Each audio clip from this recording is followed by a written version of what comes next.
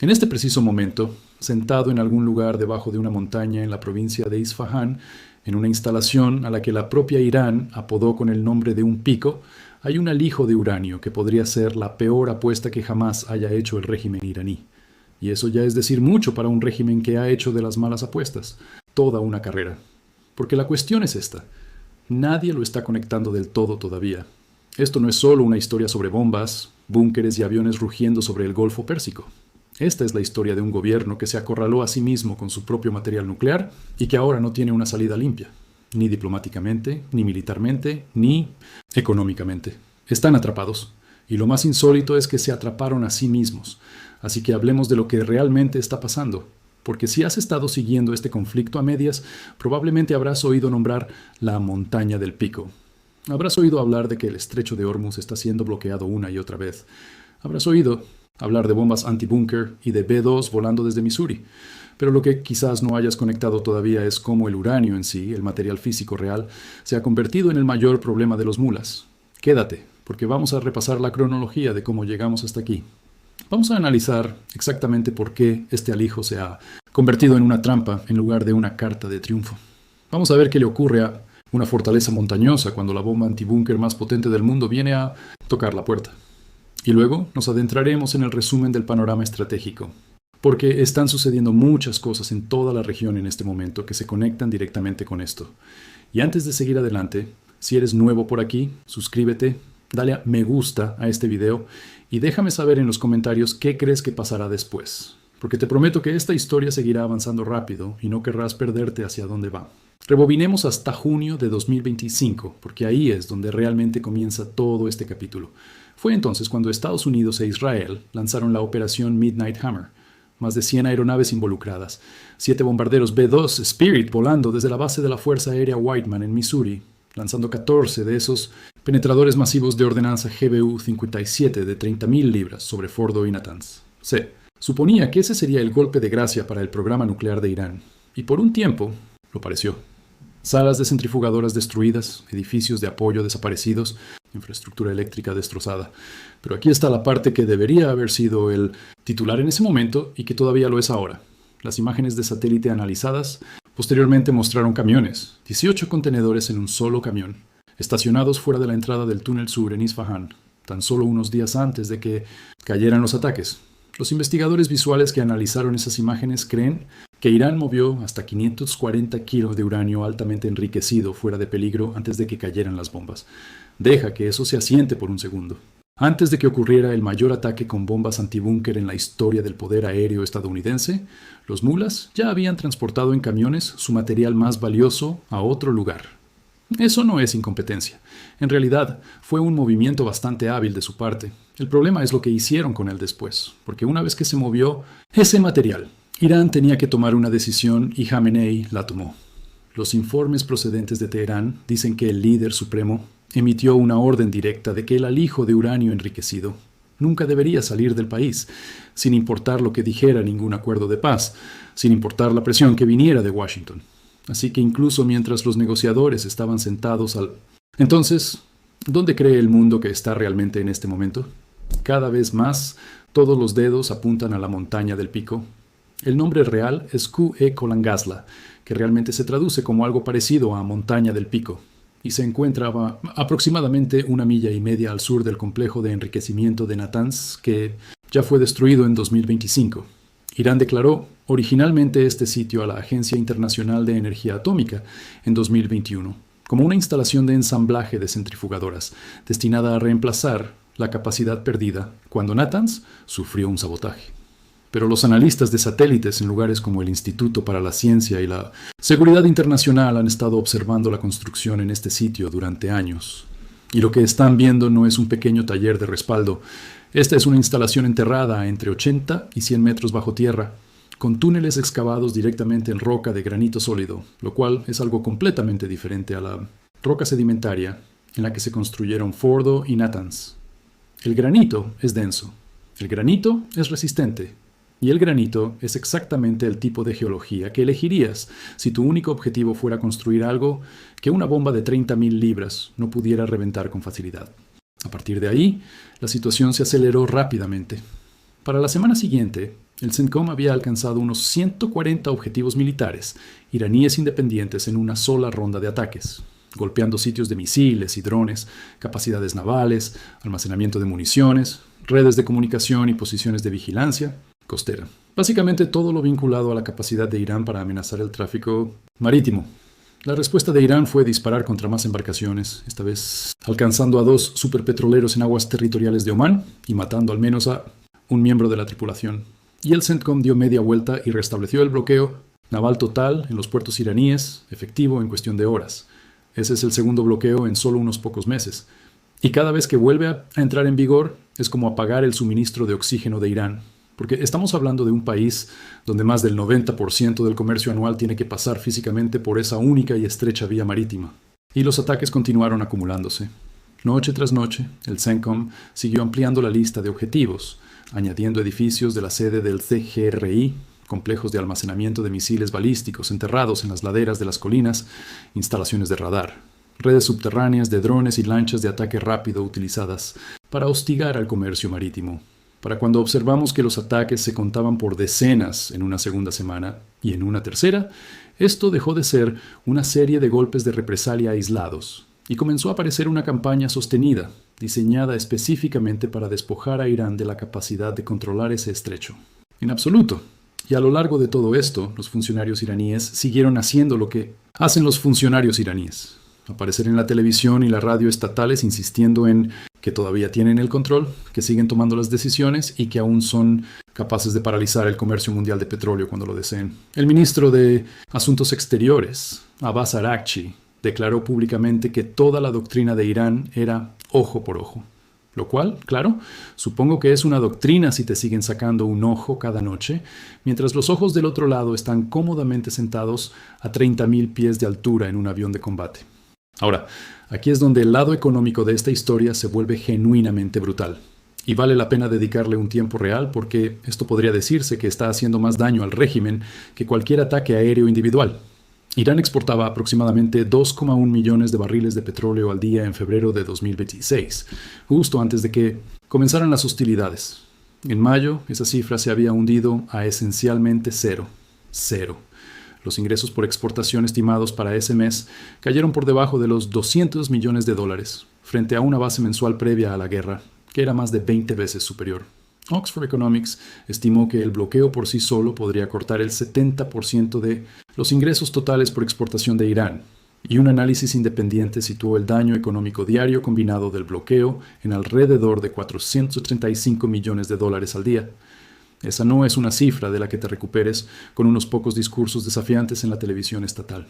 El rial ha perdido la gran mayoría de su valor. La inflación ha estado oscilando entre el 50% y casi el 70%, según la estimación en la que confíes.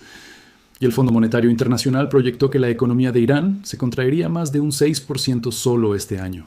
Según se informa, altos funcionarios económicos iraníes advirtieron al propio presidente del país que reconstruir la economía devastada por la guerra podría llevar más de una década. Y eso, asumiendo que los combates realmente se detengan, y cuando aprietas las finanzas de un gobierno con tanta fuerza, empiezas a ver qué es lo que realmente mantiene unido a un régimen como este. Y no es la lealtad, es el miedo y el flujo de caja. Y ambos están fallando simultáneamente en este momento. Los informes procedentes de Irán describen a inversores estafados enfrentándose a las fuerzas de seguridad en las calles, trabajadores de la salud en huelga por salarios no pagados, jubilados de las telecomunicaciones protestando en múltiples ciudades, y la respuesta del régimen a prácticamente todo ello ha sido la misma respuesta que da siempre: porras, gases lacrimógenos y arrestos masivos. En un momento dado, la televisión estatal iraní cortó a mitad de frase una transmisión del presidente del Parlamento, Ghalibaf, lo que te indica que algo está sucediendo internamente, que no querían que el público escuchara en directo, y según se informa, clérigos de la línea dura, alineados con el CGRI, han estado calificando públicamente todo el memorando de entendimiento como un acto de traición, lo que significa que las grietas ya no son solo entre el régimen y el pueblo, son entre diferentes facciones dentro del propio régimen.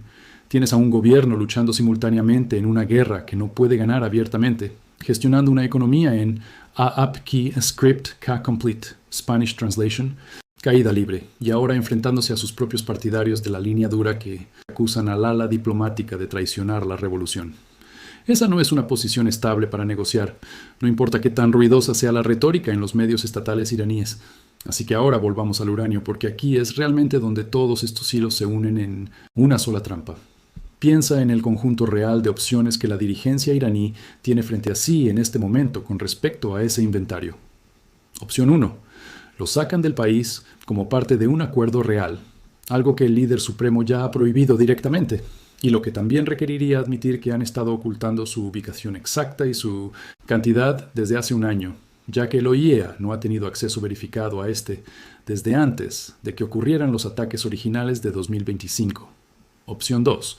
Lo dejan enterrado bajo la montaña Pickaxe y esperan que el granito y la profundidad sean suficientes para mantenerlo a salvo, lo cual es una apuesta contra toda la trayectoria del desarrollo de armas penetradoras estadounidenses, una trayectoria que se está acelerando, específicamente en este momento debido a esta montaña exacta. Opción 3. Intentan diluirlo o reducir la mezcla ellos mismos, llevándolo de ese peligroso nivel de enriquecimiento del 60% a algo más cercano al grado de reactor, lo cual el propio Arachi ha planteado públicamente como una opción en negociaciones pasadas, pero que requiere permitir el ingreso de inspectores para verificar qué sucedió, algo que el régimen se ha negado a hacer o hacerlo ellos mismos y simplemente afirmar que lo hicieron, lo cual nadie en Washington o Viena va a dar por sentado en este punto dado el historial. Ninguna de esas tres opciones es buena, y esa es la trampa. No es una trampa que construyó Estados Unidos, es una trampa construida enteramente a partir de las propias decisiones de Irán. Mantener el material, ocultar el material, rechazar a los inspectores, negarse a revelar dónde se encuentra realmente, y luego ver cómo cada una de esas decisiones se utiliza como la justificación exacta para continuar bombardeando el país hasta que el material sea encontrado o el régimen que lo oculta colapse. El Organismo Internacional de Energía Atómica ha sido tan claro como un organismo internacional puede serlo al respecto.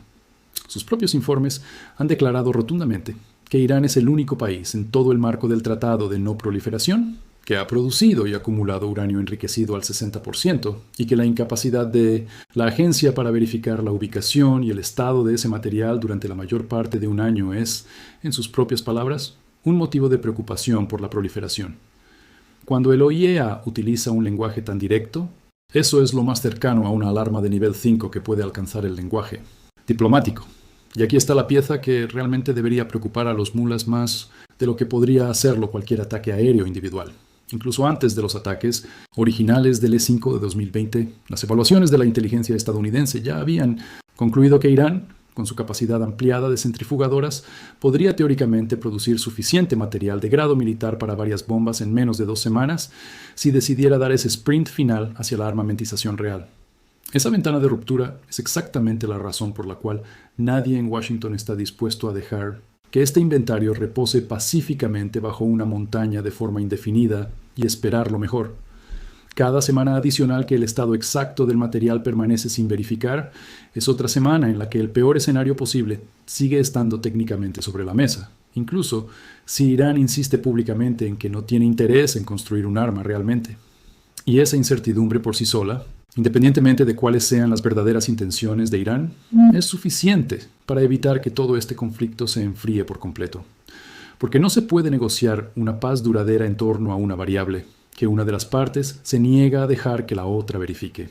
Ahora, hagamos un rápido desvío hacia la sección de resumen, porque están sucediendo muchas cosas en los márgenes de esta historia principal que vale la pena entender, ya que nada de esto existe en el vacío.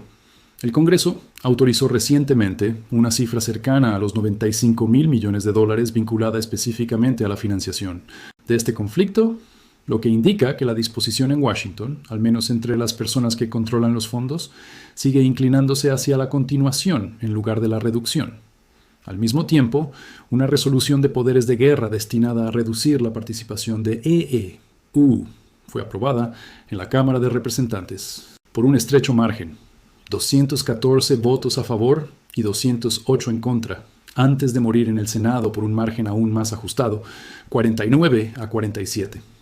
Eso nos dice algo importante. Esta guerra no cuenta con un apoyo unánime en casa. Hay una división política real sobre hasta dónde debería llegar esto. Pero el financiamiento sigue fluyendo independientemente, porque La resolución tiene más peso simbólico que un poder vinculante real, cuando el comandante en jefe no está inclinado a escucharla. Mientras tanto, los aliados de Irán en la región han estado tratando de abrir frentes secundarios para aliviar la presión. Según se informa, los hutíes en Yemen han amenazado con bloquear el estrecho de Bab el-Mandeb, que es el otro gran punto de estrangulamiento que utilizan los barcos cuando se desvían alrededor de la península arábiga cada vez que Hormuz se vuelve demasiado peligroso para transitar. Arabia Saudita ya ha comenzado a atacar directamente las posiciones hutíes en respuesta, incluyendo un ataque a un aeropuerto desde el cual operaban los hutíes, porque Riad comprende exactamente lo catastrófico que sería una segunda vía marítima cerrada para el comercio marítimo global, especialmente cuando el canal de Suez ya es sensible a cualquier interrupción en esa región. Se informa que los Emiratos Árabes Unidos también se han unido a operaciones de ataque reales contra objetivos dentro de Irán, lo que marca una escalada real en términos de cuántos actores regionales están ahora directamente involucrados en lugar de solo apoyar discretamente desde la línea de banda. Y también ha habido rumores de que Rusia podría estar ayudando a Irán con datos de localización de objetivos contra posiciones estadounidenses en la región, lo que, de verificarse, encaja perfectamente en un patrón más amplio.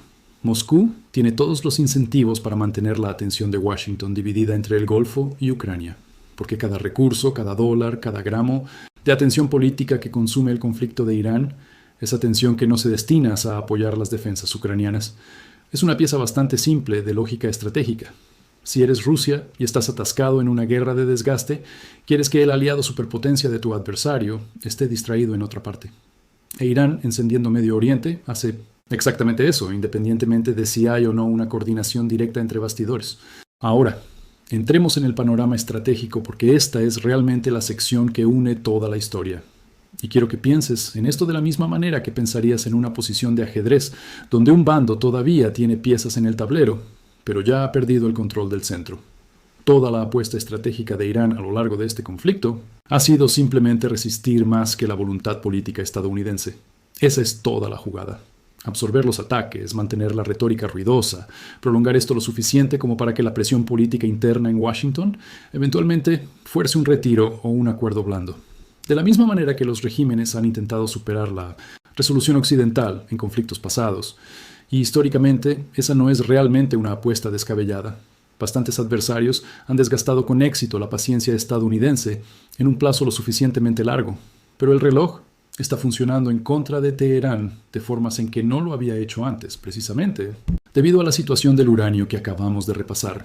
Cada semana que ese inventario permanece sin contabilizar por parte de los inspectores internacionales, le da a Washington una justificación continua y renovable para mantener la presión, independientemente de los vientos políticos cambiantes en casa. No es como un agravio temporal que desaparece de los titulares. Es un argumento político continuo, verificable y extremadamente lucrativo, y cada 24 horas que permanece sin resolverse son otras 24 horas en las que la administración puede decir, por esto es que todavía estamos aquí. Al mismo tiempo, la matemática económica empeora a diario para Irán, no mejora. Un país que exporta esencialmente cero petróleo, viendo colapsar su moneda, enfrentando protestas internas de su propia clase inversora, de sus propios trabajadores, de la salud y de sus propios jubilados, no tiene el margen para simplemente esperar esto durante años mientras reconstruye silenciosamente bajo tierra. Cada mes que esto se prolonga, la eventual reconstrucción se vuelve más larga, la deuda se profundiza y el espacio político para que los propios partidarios de la línea dura del régimen sigan insistiendo en el desafío en lugar del compromiso se estrecha. ¿Por qué? Eventualmente te quedas sin dinero para pagar a los mismos servicios de seguridad que mantienen a los manifestantes fuera de las calles en primer lugar. Esa es la verdadera trampa. No es solo una trampa militar donde el poder aéreo estadounidense desmantela sistemáticamente el mando y control noche tras noche. Es una trampa financiera donde el material exacto que el régimen se niega a entregar es también la justificación exacta que el mundo utiliza para seguir apretando el bloqueo que los está en bancarrota. Se construyeron a sí mismos una jaula con su propio uranio y su propia terquedad, y cada día que se niegan a abrir la puerta, las paredes se cierran un poco más. ¿Qué crees que suceda a continuación? ¿Crees que la montaña Pickaxe sea atacada en las próximas semanas? ¿O crees que esto se prolongue en un enfrentamiento más largo, mientras ambas partes siguen probando los límites del otro? ¿Crees que el régimen realmente entregue ese uranio bajo suficiente presión? ¿O crees que preferirían dejar que ¿Todo colapse antes de admitir que han estado sentados sobre él todo este tiempo? Deja tus pensamientos en los comentarios. Leo todos los que puedo, y realmente quiero saber hacia dónde crees que se dirige esto. Si este desglose te ayudó a conectar algunos puntos, hazme un favor y dale al botón de me gusta. Ayuda a que este video llegue a más personas que intentan entender lo que está sucediendo allá. Y si quieres mantenerte al tanto de esta historia a medida que se sigue desarrollando, suscríbete ahora porque esta situación avanza rápido y habrá mucho más por analizar en los próximos días. Comparte esto con alguien que haya estado tratando de seguir este conflicto pero se siga perdiendo en el ruido. Porque honestamente, una vez que entiendes la pieza del uranio, el resto de esta guerra comienza a tener mucho más sentido. Gracias por ver y los veré en el próximo.